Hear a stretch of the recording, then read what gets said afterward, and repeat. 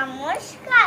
কবিগুরু রবীন্দ্রনাথ ঠাকুরের লেখা কবিতা প্রশ্ন।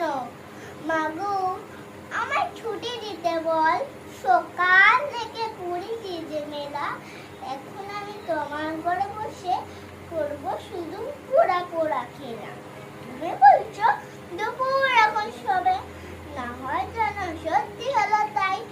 একদিনও কি দুপুর বেলা হলে বিকেল হলো মনে করতে নাই। আমি তো বেশ ভাবতে পারি মনে, সূর্য ডুবে গেছে মাটির শেষে। বাগদি মনে চুবড়ি মোড় নিয়ে শাক তুলছে পুকুর ধারে এসে। আধা আলো মধুর গাছের তোলা, কালো এলো ডিগির জল। হাটের থেকে এলো সবাই শুয়ে, মাঠের থেকে এলো চাষির দল। মনে কর না উঠলো ছাদের তারা, মনে কর না সন্ধে হলো জানা। রাতের বেলা দুপুর যদি হয়